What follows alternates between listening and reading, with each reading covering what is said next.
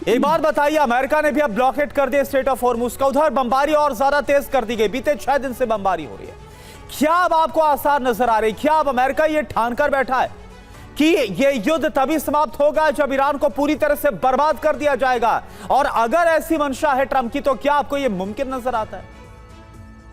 देखिए, अमेरिका जो गलती कर रहा है, क्योंकि अगर अमेरिका ये चाहता है कि स्ट्रेट ऑफ हॉर्मुज पे उसका कंट्रोल रहे, तो ये मुमकिन नहीं है अगर वो ग्राउंड ऑपरेशंस पे नहीं उतरता है। हाँ। क्योंकि जो ज्योग्राफिकल इंपेरेटिव्स हैं, जो टेरेन एनालिसिस है, वो ये कहती है कि किस तरह से जो टेरेन है वो ईरान के फेवर में है। वहाँ जो रवीन्स हैं या जो उस तरह के जो पहाड़ हैं, वो फेवर करते हैं ईरान को, क्योंकि जिस तरह से उन्होंने अपने वहाँ एंटी शिप मिसाइल्स, वहाँ ड्रोन्स डिप्लॉय किए हुए हैं, और हवाई हमलों से वहाँ कोई बहुत ज्यादा नुकसान होने वाला नहीं है, क्योंकि जहाँ इस तरह की पहाड़ी इलाका होता है, एयरफोर्स 10 से 15% ही इफेक्टिव हो पाती है। तीसरी चीज ये है कि जब तक आप शोल्डर सीलिंग नहीं करेंगे, तब तक अमेरिका बिल्कुल उस पे उसकी सुप्रीमेसी नहीं हो सकती स्ट्रेट ऑफ हॉर्मुज पे।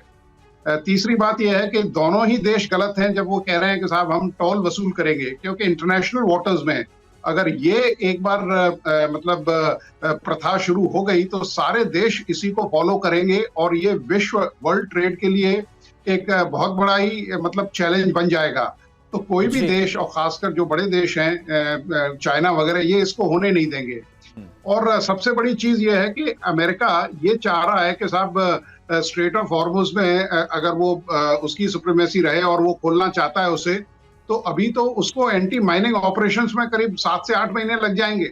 हाँ। तो ये इतना आसान नहीं है, क्योंकि जो भी है कंट्रोल ईरान का ही रहेगा, क्योंकि ईरान का वर्चस्व रहेगा उसके ऊपर। बिल्कुल, और इतना आसान भी नहीं है अमेरिका की तरफ से जैसे बयान आ रहे हैं सामने, लेकिन इतना आसान है क्या स्ट्रेट ऑफ हॉर्मुज में कब्जा कर लेना? इस पर भी आगे चर्चा करेंगे, लेकिन एक और बड़ी खबर का रुख कर लेते हैं। कुवैत में हमले का सबसे नया वीडियो सामने आया है, तो वहीं बहरीन में भी हमले किए गए हैं। दूसरी ओर बहरीन के आसमान में मिसाइलों की बौछार देखी गई है, क्योंकि ईरान की ओर से यहीं से मिसाइलें दागी जा रही हैं। क्लस्टर मिसाइल से हमले की नई तस्वीर आपको दिखाते हैं। ये देखिए, आसमान में क्लस्टर मिसाइल की ये तस्वीर है।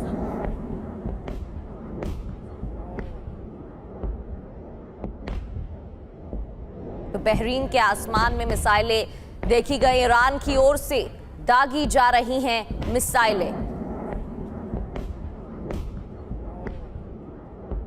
और एक और बड़ी खबर आपको बताएं, हमलों के बाद बहरीन में एयर डिफेंस सिस्टम को एक्टिव किया गया। बहरीन की ओर से दागे गए हैं ड्रोन। ईरान का ऑपरेशन विक्ट्री 2 तक हमला।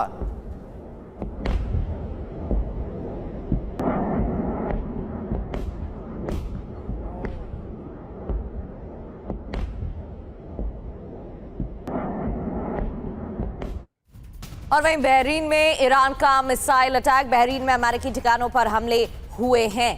एक तरफ बहरीन से अमेरिका की तरफ से ईरान में मिसाइलें दागी जा रही हैं, तो दूसरी ओर बहरीन में ईरान का मिसाइल अटैक भी देखने को मिल रहा है।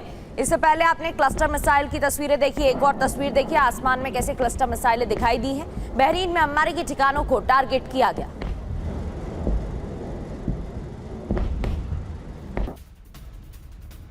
और एक और बड़ी खबर, बहरीन में क्लस्टर बम और मिसाइल से हमला हुआ। अमेरिकी बेस को निशाना बनाकर यह हमला किया गया। बहरीन के आसमान में टुकड़ों में बढ़ता हुआ नजर आया क्लस्टर वॉरहेड। ये देखिए आप, बहरीन में क्लस्टर बम का। और बड़ी बात यह है कि अब ये जो तीसरा चरण शुरू हुआ है युद्ध का, इसमें पहली बार ऐसा है जब ईरान की तरफ से क्लस्टर बम का इस्तेमाल किया गया। हालांकि इसके पहले जो फरवरी और मार्च में युद्ध लड़ा गया था 39 से 40 दिन के अंदर, तब जमकर ईरान की तरफ से क्लस्टर बम का, क्लस्टर वॉरहेड्स का इस्तेमाल किया गया था। लेकिन अब फिर से ईरान ने क्लस्टर वॉरहेड का इस्तेमाल शुरू कर दिया है।